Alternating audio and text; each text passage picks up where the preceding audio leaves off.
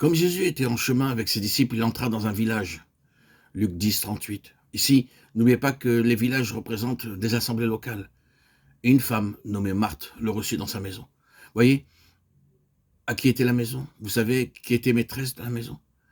Elle avait une sœur nommée Marie, qui s'étant assise aux pieds du Seigneur, écoutait sa parole. Marthe, occupée à divers soins domestiques, vint à Jésus et dit: dans cette mention qui est faite de Béthanie, nous avons une ou deux choses qui représentent en principe cette église, cette assemblée, cette maison, après laquelle Dieu soupire. Et je m'attache immédiatement à un mot, une femme nommée Marthe, le reçut dans sa maison. Le mot reçu est la clé de toute cette histoire, et il établit d'emblée une importance de différence. C'est un mot qui départage et différencie.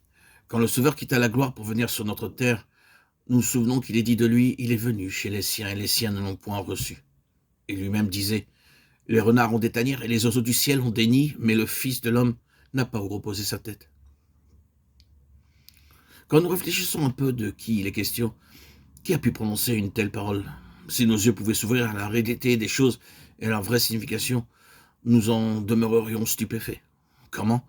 Voilà le créateur de tout ce qui existe, celui qui a sur toute chose un droit de propriété devant lequel aucun être vivant dans l'univers entier ne peut faire valoir la moindre prétention, celui par qui et pour qui toutes choses ont été faites. Il est venu, lui, souverain dans le monde qu'il avait créé, et là, dans ce domaine où il avait tous les droits, il n'avait pas où reposer sa tête. Il n'a pas été reçu. Voici même les paroles qu'il met dans la bouche de ceux de sa nation pour dépeindre leur attitude à son égard. Voici l'héritier, venez, tuons-le, et emparons-nous de son héritage. Et ils se saisirent de lui et le jetèrent dehors. Et une femme nommée Marthe le reçut. Matthieu 16, 18. Son assemblée, sa maison, c'est là où il est reçu, avec joie, et trouve son repos. Dans un monde qui le rejette, c'est là où il est chez lui. C'est l'endroit où il est reconnu. Vous remarquez que lorsque des assemblées se répandent à droite et à gauche sur la face de la terre, c'est toujours cela qui est le commencement d'une assemblée. Les hommes reçoivent la parole. La Pentecôte ne fut pas autre chose. Ceux qui acceptèrent ou reçurent sa parole. À Philippe, une femme nommée Lydie écoutait le Seigneur, lui ouvrit le cœur pour qu'elle fût attentive à ce que disait Paul. Lorsqu'elle eut été baptisée avec sa famille, elle nous fit cette demande: si vous me jugez fidèle au Seigneur, entrez dans ma maison et demeurez-y. Voilà le commencement de l'assemblée. Et il en est partout ainsi.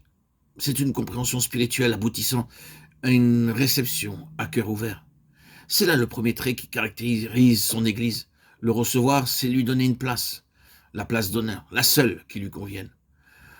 Tout cela est très simple, mais c'est beaucoup pour lui. Et pour nous aussi, c'est beaucoup.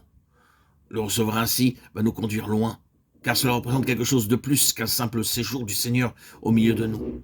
Désormais, il a chez nous une base d'opération, un lieu à lui, qui est justement ce dont il a besoin pour pouvoir rentrer en possession de ses droits universels. Prenons une image. Vous vous souvenez de l'histoire tragique de David rejeté par Absalom et son parti de Samuel 15, et obligé de fuir devant l'usurpateur, récit pathétique d'un roi chassé de son domaine, abandonnant derrière lui tout ce qui représente ses droits. Quelques hommes dévoués l'accompagnent. Sadoc, le sacrificateur, apporte avec lui l'arche de Dieu. Mais David se tourne vers lui et lui dit: reporte l'arche de Dieu dans la ville.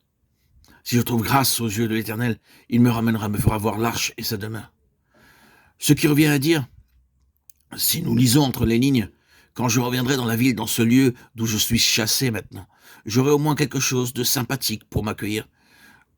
Je ne reviendrai pas en étranger, je ne trouverai pas le vide devant moi.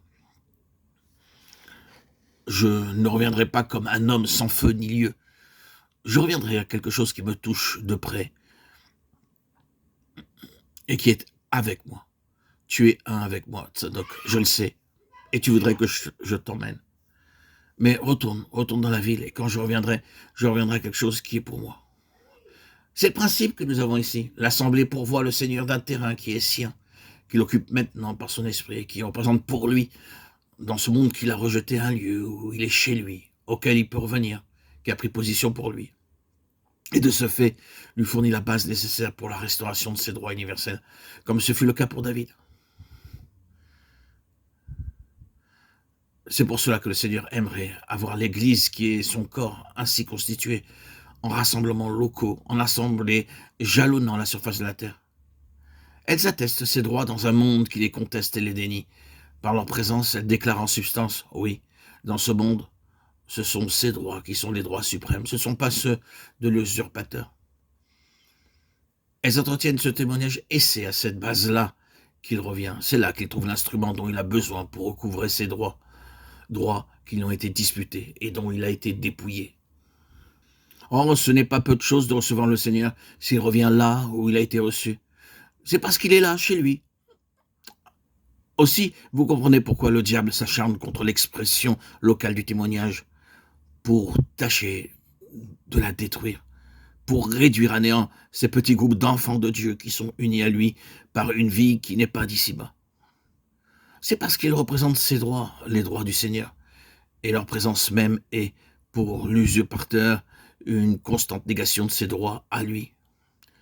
L'arche du témoignage est là, et tant qu'elle est là, et en partie liée avec le Seigneur, le triomphe de l'usurpateur ne peut pas être universel. Il sait qu'il y a là quelque chose qui fait prévoir la fin de son empire, quelque chose qui est pour lui une menace permanente, une épine dans son côté. Et pourtant, s'il le peut, il l'étouffera, il la brisera, il la morcellera. Il fera n'importe quoi pour se débarrasser de cette expression locale qui est conforme à Christ et qui lui a fait place. Voilà ce que devrait être l'Église, dans chaque endroit où elle est représentée. Voilà ce que devrait être chaque croyant ici-bas. Une base pour le Seigneur sur la terre, une attestation de sa souveraineté et de ses droits imprescriptibles. Recevoir le Seigneur, c'est le pourvoir de tout cela. Ainsi, nous voyons qu'avec Béthanie, le tout premier pas entraîne des conséquences qu'on peut à peine mesurer. Il représente un principe d'une importance incalculable.